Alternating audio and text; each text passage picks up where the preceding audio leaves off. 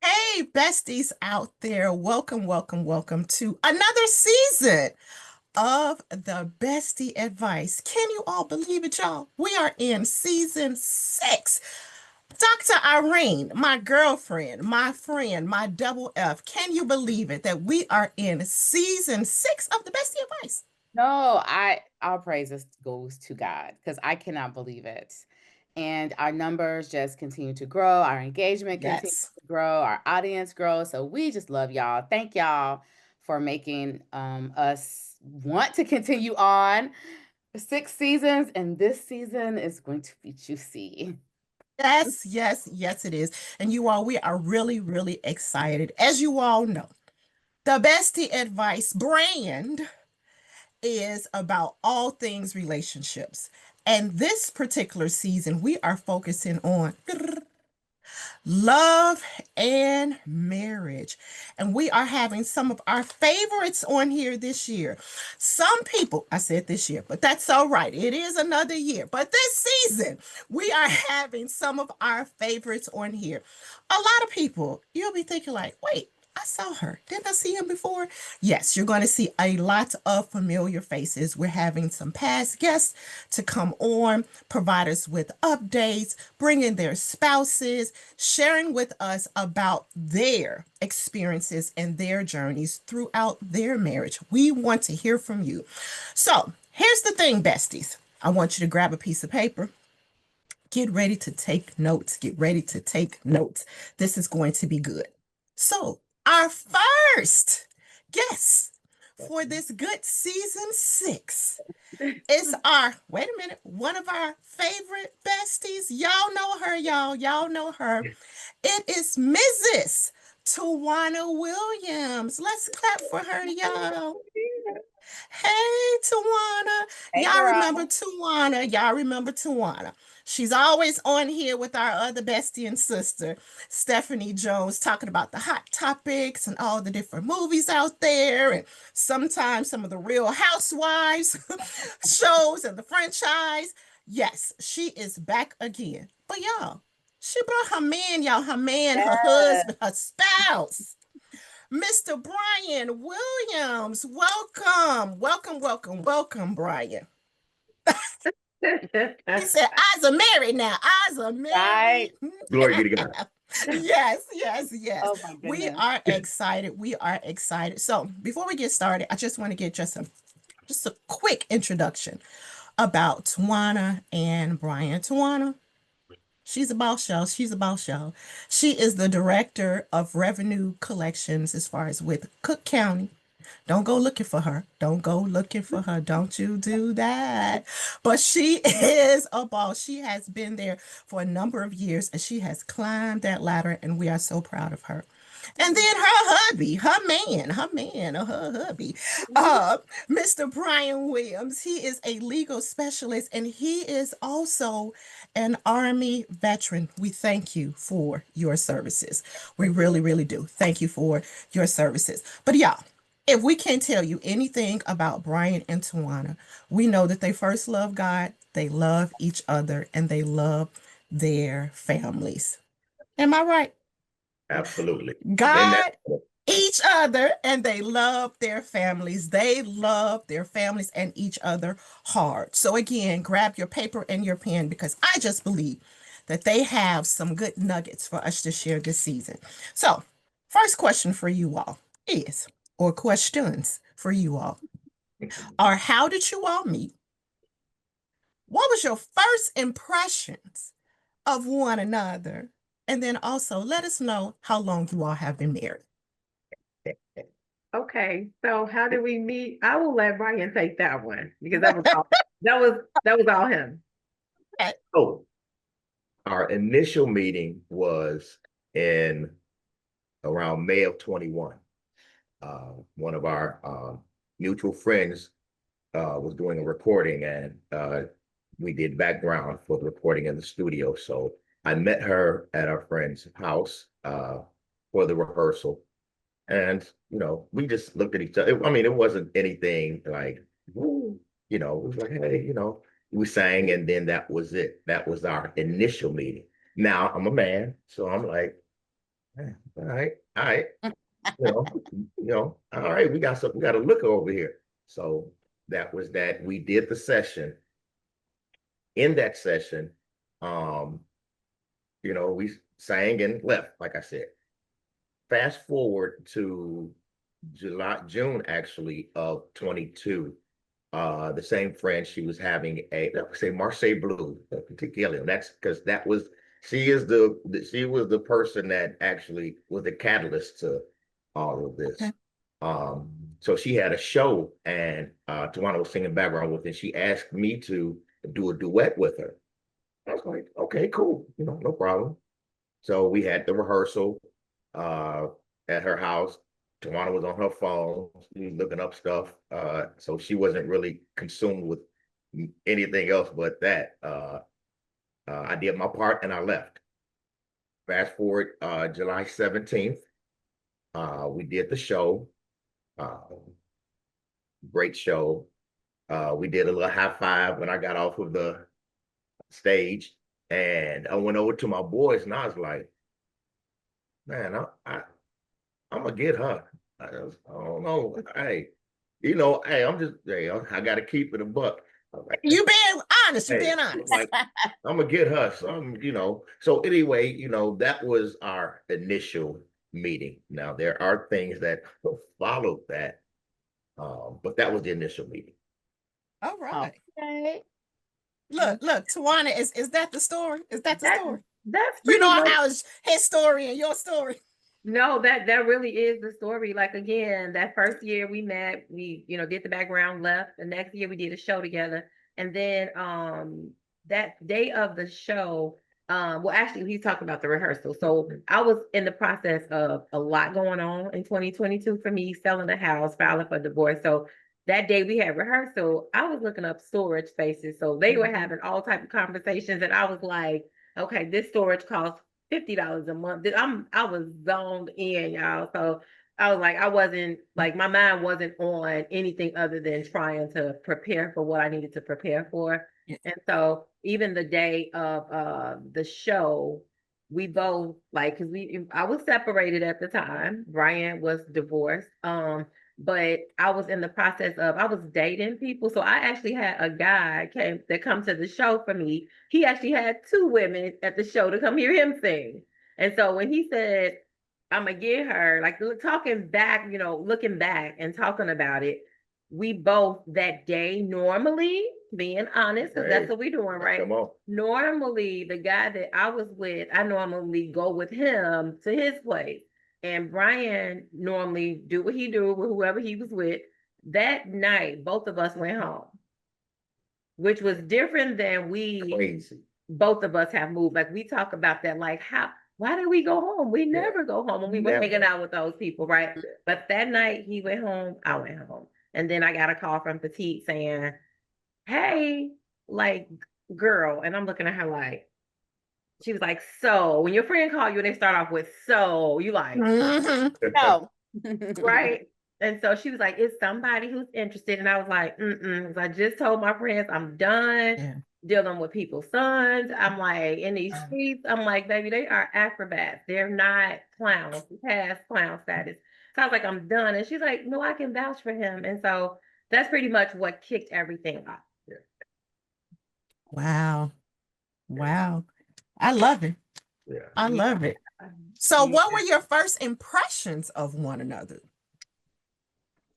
So once we started talking, y'all, my first impression, I didn't really know, right? Because I'm like, he definitely is fine, handsome. Well, and so, but I didn't really, he was fine and he was handsome. After I got to know him, one of our first conversations, I felt like it was a little creepy, and I'm gonna tell you why. Because Brian showed me a picture of me from 2021. Remember, we met in 2022. Y'all, he pulled up a picture of me at the studio a year before. Now, remember, we only laughed and joked. It was real innocent in 21. But the fact that he took a picture of me at the studio looking like somebody broke little sister, I had a sweatshirt, jeans, Crocs, and I'm like, what made you take that picture? And he said it was like God telling him, that's going to be your wife, but not right now. We weren't ready. Wow. And I'm like, it was like 6 of us in the studio. I'm like, where that pictures at? Show me everybody else individual picture, because why would you just take it of me? So I thought that was really creepy, but that was my first impression of our conversation. Yeah. Yours? I thought she was fine. That was I'm that You was said about off the top. that was about as deep as it went at that time. I'm like, she just looked good, and I'm like, okay. But again, it was like God was like, nope, leave her alone. Yeah. Alone. Yeah. Don't do it. So I went about my business. But to add to when about the picture thing, when we were leaving the venue, July of 22, I was stopped at a red light. I was on Manheim in Washington. I was stopped at a red light, and I started going through my phone, right? So I go through my phone and I pull up the picture, and I'm like, oh snap, that's her. It really never clicked that she was the same person that I was looking at in 2021. So when I put up the picture, I'm like, oh snap. So I'm calling Petite, like, hey, I need you to introduce me. Hey, man, I need you to introduce me to her. Of course, she thought it was somebody else that I was asking her to introduce me to, which I was like, no. But we got that straightened out, and man. I love it. I love to hear how you all had restraint, and you all were heeding to the voice of God, where you just didn't jump in, head first. You literally, or I guess would be feet first, whichever one was the wrong way. You all didn't do it that way. But you all actually heeded to God and heeded to his voice. And then you all knew that, yeah, he may look good, she looks good, but right now it's not that time. Look, so besties, I know we just got started, and they haven't even answered the third question, but like for real, like heed to the voice of the Lord. The person may be as fine as wine, and she got the Coke bottle and whatever other shape, but make sure you are being led by God, because you don't want to get into something you can't get yourself out of it, or you regret that you got into something and now you are trying to get yourself out of it. I love it. I love it. So the last part 3 of this first 3 questions was, how long have you all been married? March 29th of 2023 is when we got married. Still newlyweds, y'all. Still newlyweds. Yeah. I love it. I love it. I love it. No, I really have enjoyed listening to your love story, and the way you both tell it. I can see that it's still fresh. I see the light in your eyes, and what I'm hearing is that you guys are soulmates. God divinely placed you together. But knowing, what I know and what this show is about, I want to ask, did you guys, either one of you, you both can answer, did you really reimagine yourselves getting married after having a divorce? Did you imagine it? Did you desire it? Did you want to go like a second time around? Like, I would love to hear both of your thoughts on what that looked like or felt like. Yeah, so I was open. I never was the one that said, "Oh, I'll never get married again." Some people say that. I never said that. Brian always used this phrase, and I know he's probably gonna say it in his turn, but he always used this phrase. Yeah, both of us were married before. It was God allowed, but was it God ordained? Yeah. Yeah. And so when we met this time, the way everything happened, it was just like the timing, it was so like in line. Like we didn't make ourselves official, I think, until my divorce was final August 18th. I met him a month right before. So literally that day we kind of made it like official because we still had some things to shed, but I never said I would never do it again. I remained open, but I had to do some work first. That's good. So That's good. I That's good. I always saw myself as a husband.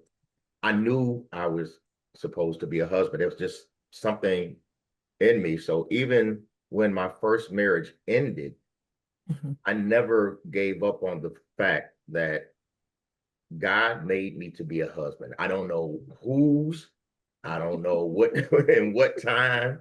I really didn't know what that picture looked like, but I Yeah. just knew at that time I was to be a husband. So I was open, but I wasn't stupid to just jump into I'm a husband, you're my wife, Right. so it was Yeah. Right. something he was even working at that time, even past my divorce that, Yeah. slow down, Jim Shoe.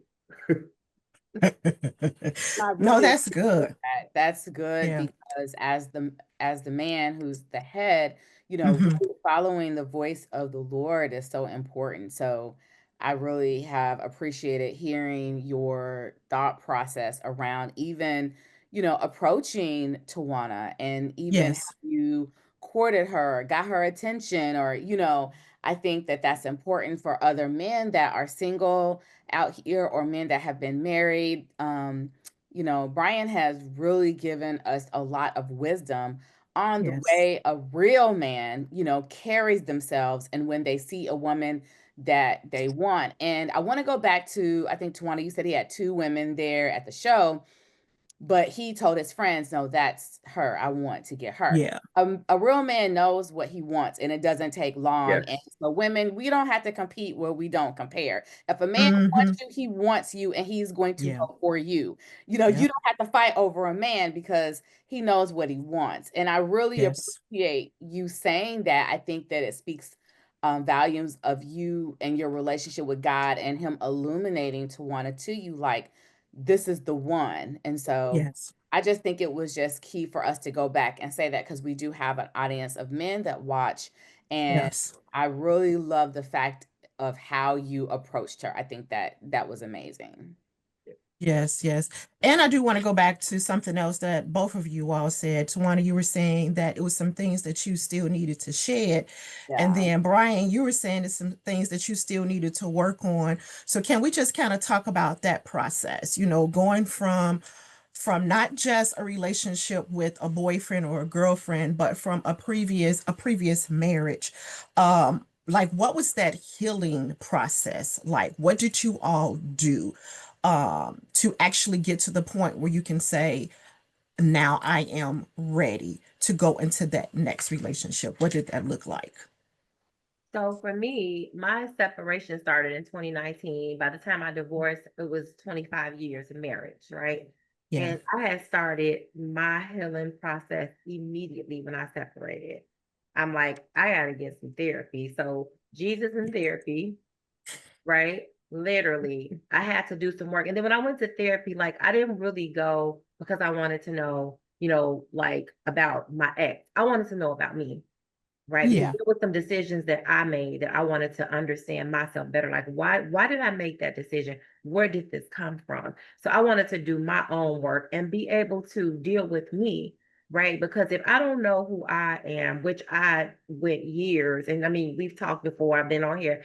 I went years of not really truly knowing who I am. I was who I was for everybody else and not really knowing me. So I wanted to do that, that deep dig and find out who am I truly? Who am I? Because how can I give myself fully to somebody and I don't even know who I am? Yeah. Because I'm Yes. giving them who, the Bible talks about it's not what goes in you that defiles you, but it's what comes out of you. So Yes. I'm gonna give him like all that brokenness, right? If I'm not Hmm. healed, everything that's in me that's gonna come out, if I'm not healed, he's gonna get all that, right? Yeah. So I Yeah. wanted to make sure that I did my self work and knew what and who I was truly going to give and who I was ready to give Yes. to somebody else. Yes. Yes. So That's good. That's good. What about Mhm. you, Brian? Mine started actually um, in January 22. Uh, I got to the point, and I say this often, that I'm 3 years old. Well, going on 4 years old now. And I say that for this reason. um, I got to the point that I was sick and tired of me. Oh, I yeah. was I was tired of being the perception of me, being the masked me. Um, Wow, that's so good. I honestly, I laid in bed at night, and sometimes in the daytime, just crying, God, I'm tired. I really Yeah, was just at the end of my rope with me, yeah. not with Hmm. anybody else. It was just me. Um, so I spent a lot of time, I'm thinking about, we're coming out of the pandemic, and I'm like, okay, God, I need you to I need that new thing. I need you to do that new thing. So, getting back into church, I went back to my church, Progressive Life Giving Word Cathedral. Apostle Donald Alfred had to Go, put go ahead. no. Yes. So Amazing First yeah, Lady, Pastor, Yes, Apostle. yes. yes. So getting back in church. But when I say I'm only 3.5, probably 3.5, because I'll be 4 in October anyway. Mm. At 54 is when I got it. Mm. It wasn't until 54 till I understood that you've been in church your whole life, but you've just been in church Wow. doing all the music, doing everything. I could build a church if I wanted to, from board on down. I know church, right? Mhm, But yeah. I didn't have the relationship with God That's that good. I needed That's to good. have.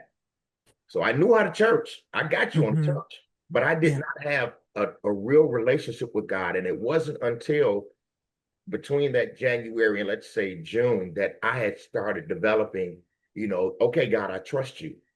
It's Mhm. you. I'm taking my Yeah. hands off, whatever it is, God, I'm gonna, let you guide it, because I can't do it.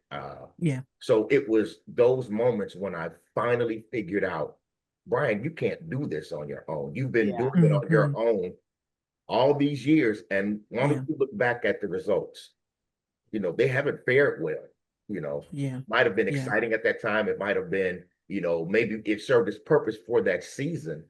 Mhm. Hmm. Um, but those were things that God was allowing me to go through because I wanted to do what I wanted to do, you know. Yeah. Wow. Yeah. So that's why I say it wasn't until I was 54 until I finally got it. I have to get into my relationship with God. And then I started being introspective. I started Yes. looking at myself. What did I do wrong? Brian, what is your problem? Okay, let's Yeah. face these demons that you have. Let's Mhm. face these faults that Hmm. because Hmm. you can't keep pointing fingers at everybody else and saying that, well, they did it, they did it, they did it. Well, no. How did you attribute to what happened? What Right. was your part in it? Yes. Yeah. So Yes. it was like literally, and it was like just a whirlwind of me and God shedding. Like Yeah. I always say, God keep me on the potter's wheel. Him put me on the potter's wheel. Sometimes I Yeah. run off the potter's wheel. He snatched me back up, and, but keep, shedding me. So it was that time where I was being pruned. He was Yes. preparing me for Hmm. her. Yeah. Yes. Uh, Yes. Yes. and Yes. he did it in the middle of my healing process, Yeah. um, which is what I needed. So we were both going through what we were going through, but God knew that with you two together, you're going to both get through it.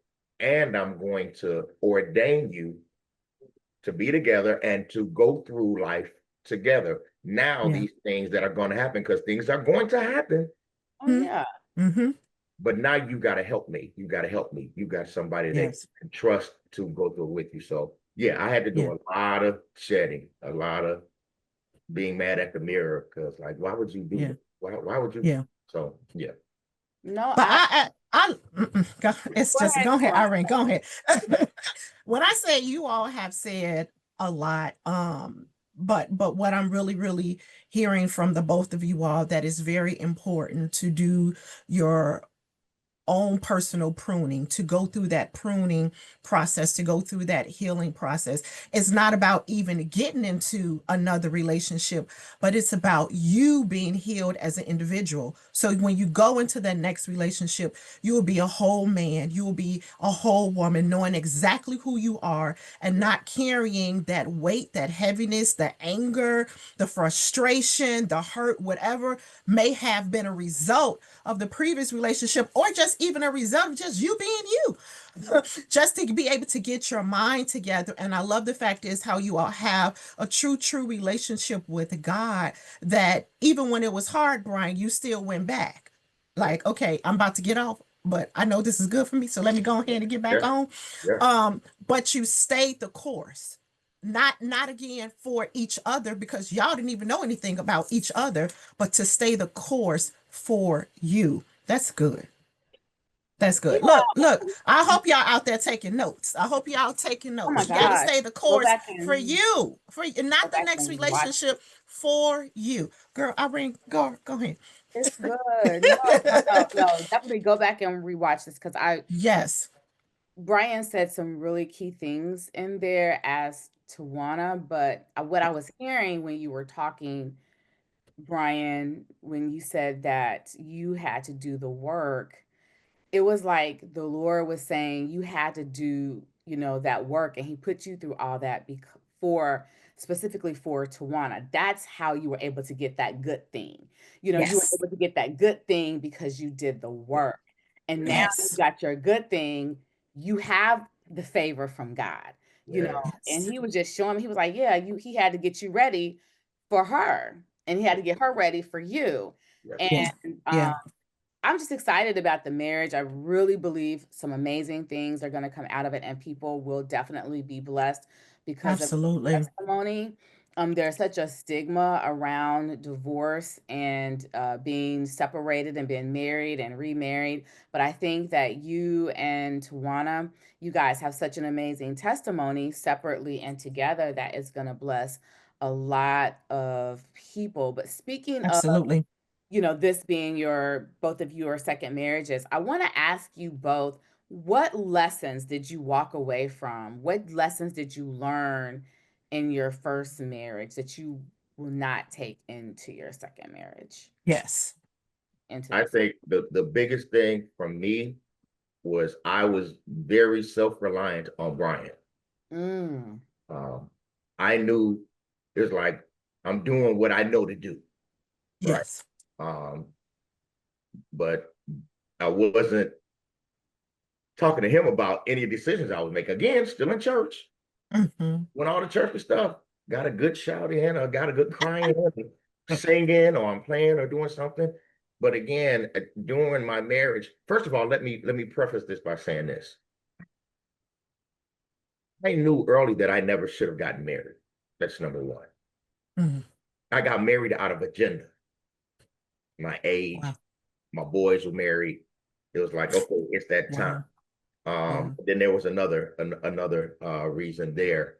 Um, but when you do stuff out of your own agenda, and then you try to put God in after After the fact. after the fact, Mhm. and that's another thing that I learned. When you try to put him in after, it's a lot of backtracking that he got to do, because now you're playing catch up.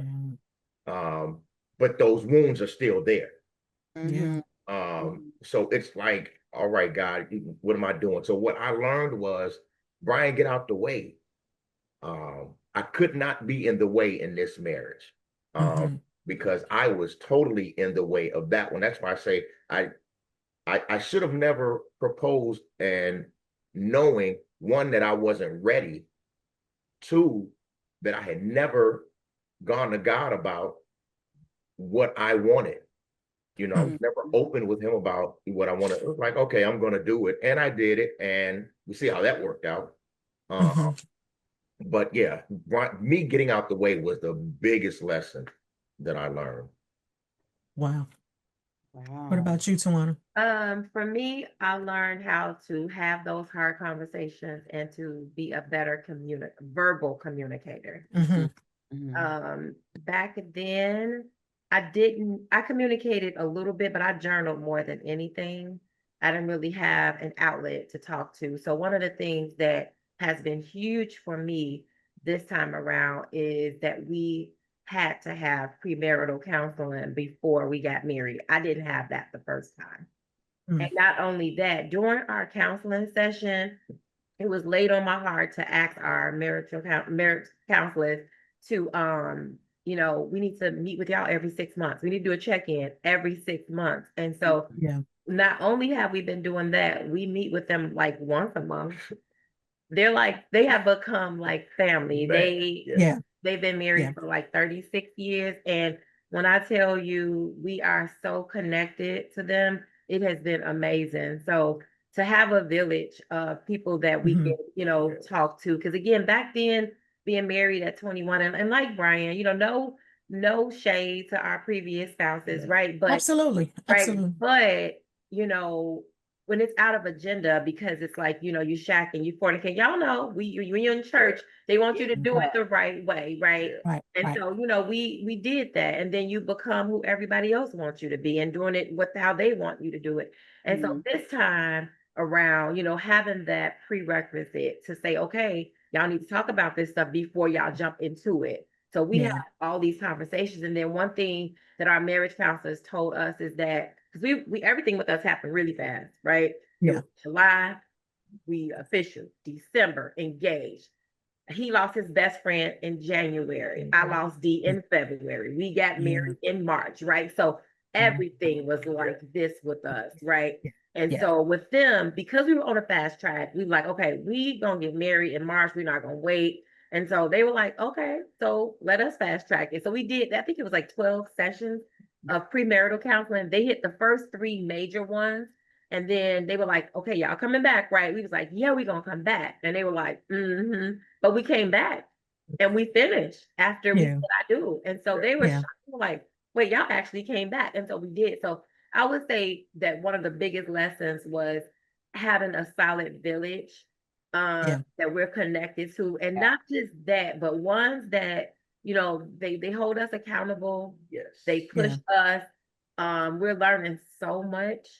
And then just being able to know that at the top, there's God, there's us, communication, like our foundation outside of God, like next to God, under God, is communication. We have to talk about everything, even those hard ones that, in the past, we both shied away from. Now it's like, gotta come to the table. We gotta talk about it because we have to get through it together, because ain't no out. This is it. Ain't no. No, that's Join us next week for part 2.